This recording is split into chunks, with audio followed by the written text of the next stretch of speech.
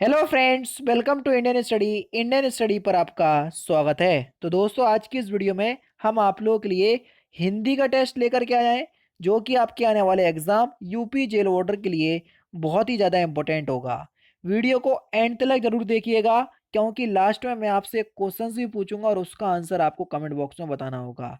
जैसा कि आप सभी लोग जानते हैं, इस वीडियो की पीडीएफ डिस्क्रिप्शन में टेलीग्राम चैनल का लिंक दिया हुआ है, वहां से आप प्राप्त कर सकते हैं। तो चलिए स्टार्ट करते हैं और देखते हैं पहला क्वेश्चन, संकल्प का विलोम शब्द क्या होगा? जल्दी बताओ।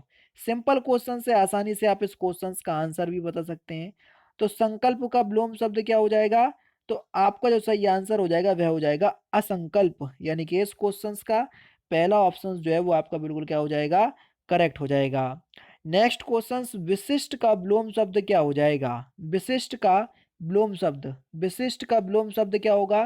तो सही आंसर हो जाएगा आपका साधारण। साधारण यानी कि सामान्य, यानी कि पहला ऑप्शन यहाँ पर भी आपका बिल्कुल क्या हो जाएगा? करेक्ट हो जाएगा। विकास का विलोम शब्द आपको बताना है। विकास का विलोम शब्द क्या होगा? तो विकास का विलोम शब्द क्या हो जाएगा? तो आपका सही आंसर हो जाएगा विनाश। पहला ऑप्शन यहाँ पर भी आपका बिल्कुल करेक्ट होगा।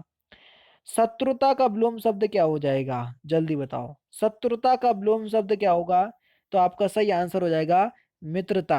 यहाँ पर दूसरा ऑप्शन करेक्ट होगा, नहीं तो पहले ही ऑप्शन लगाते चलो। समझ रहे हैं ना? तो थोड़ा ध्यान देना।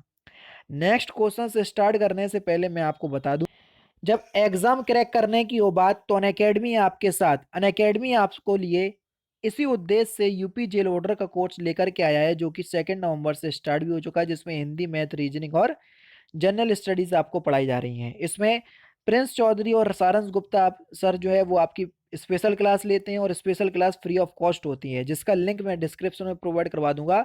तो कोर्स अगर आप परचेस कर रहे हो, तो परचेस करने से पहले आप देख लीजिएगा कि किस तरीके से आपकी पढ़ाई हो रही है, फिर आप उस कोर्स को परचेस कर सकते हैं। कोर्स को परचेस करने के लिए रेफरल कोड लिखा हुआ है। रेफरल कोड जो है, अगर आप अप्लाई करेंगे तो आपको इंस्टेंट 10% का डिस्काउंट मिल जाएगा। तो चलिए स्टार्ट करते हैं और देखते हैं पहला क्वेश्चन।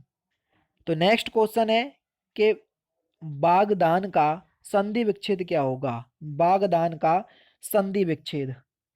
तो बागदान का संधि विच्छेद क्या हो जाएगा? सही आंसर हो जाएगा आपका वाक प्लस दान, यानी कि इस क्वेश्चन का पहला ऑप्शन यहाँ पर आपका बिल्कुल क्या होगा? करेक्ट हो जाएगा।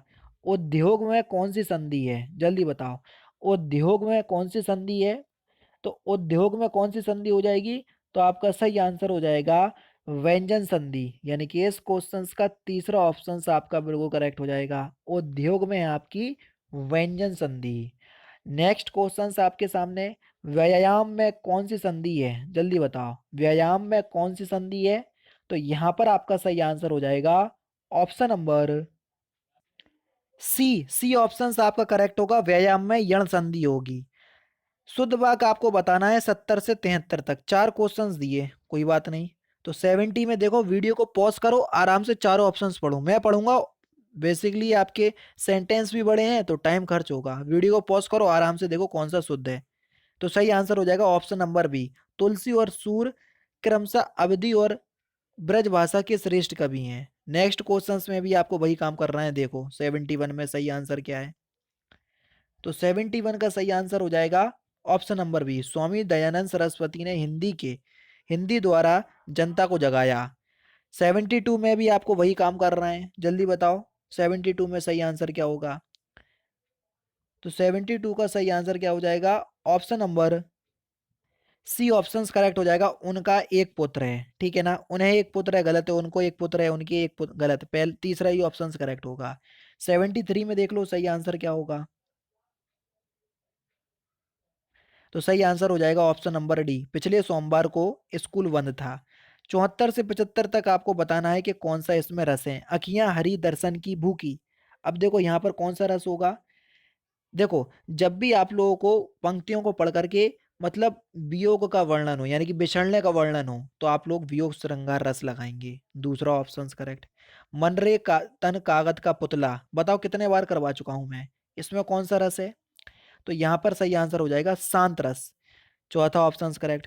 सर्वश्रेष्ठ रस किसे माना जाता है? किसे? जल्दी बताओ। सर्वश्रेष्ठ रस किसको, किस रस को माना जाता है? तो आपका सही आंसर हो जाएगा श्रृंगार रस, चौथा ऑप्शन करेक्ट, जिसका स्थायी भाव रति होता है। जुगुप्सा किस रस का स्थायी भाव है? Simple questions. जुगुप्सा किस रस का स्थायी भाव है? तो सही आंसर क्या होगा दोस्तों? तो जुगुप्सा जो है ना, ये आपका किस रस का स्थायी भाव है? बीभत्स रस का। संलग्न शब्द में कौन सा उपसर्ग जुड़ा हुआ है? जल्दी बताओ, संलग्न शब्द में कौन सा उपसर्ग जुड़ा हुआ है?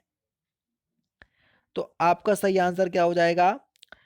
ऑप्शन नंबर बी, सम उपसर्ग, यानी कि इस क्वेश्चन का दूसरा ऑप्शन करेक्ट हो जाएगा। दुशासन में कौन सा उपसर्ग है? दुशासन में कौन सा उपसर्ग है? उपसर्ग किसी भी शब्द के आगे लगा जाते हैं, तो दुशासन में सही उपसर्ग क्या हो जाएगा?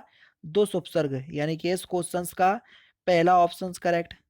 शुद्ध वर्तनी वाला शब्द बताना है, पौराणिक आप किस प्रकार से लिखेंगे? जल्दी बताओ, सिंपल क्वेश्चंस। तो आपका सही आंसर क्या हो जाएगा?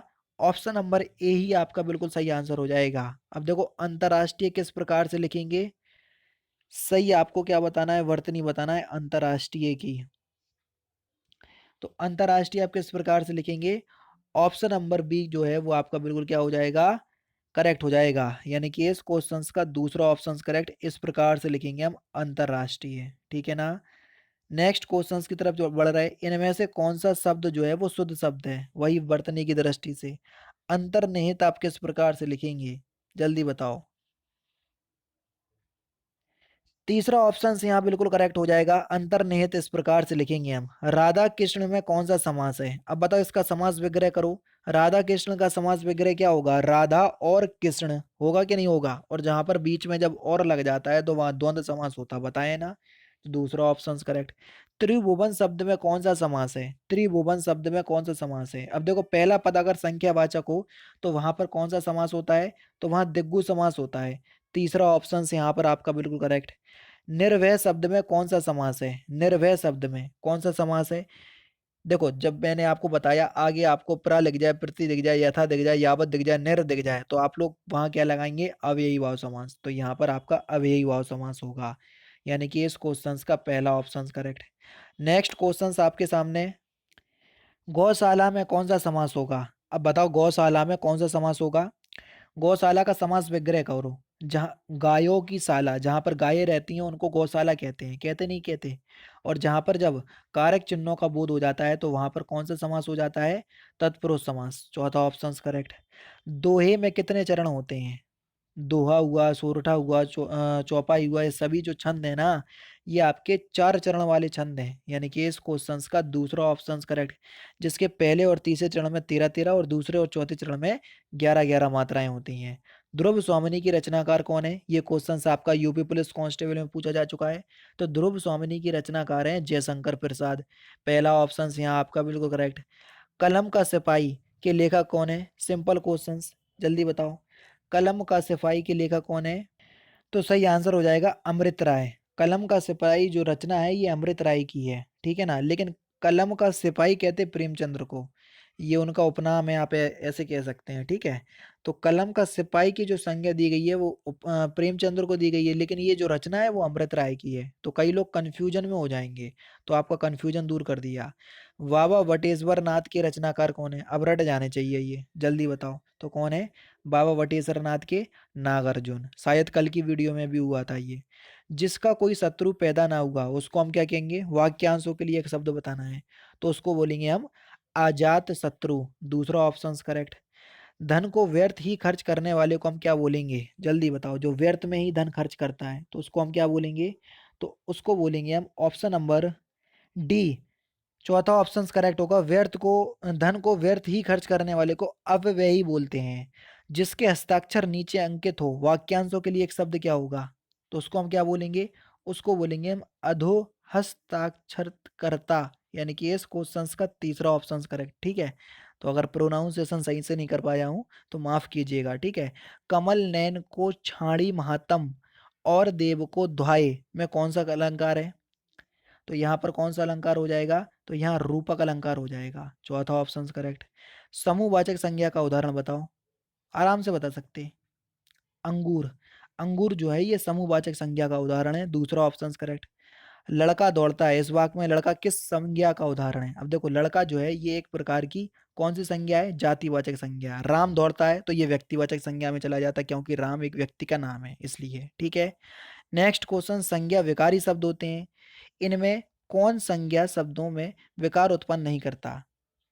जल्दी बताओ। संज्ञा जो है विकारी शब्द होते हैं, लेकिन जो ऑप्शंस दिए हैं एक संज्ञा ऐसी है जिसमें विकार उत्पन्न नहीं करता। कौन सा संज्ञा शब्द? तो सही आंसर क्या हो जाएगा? विशेषण। चौथा ऑप्शन करेक्ट।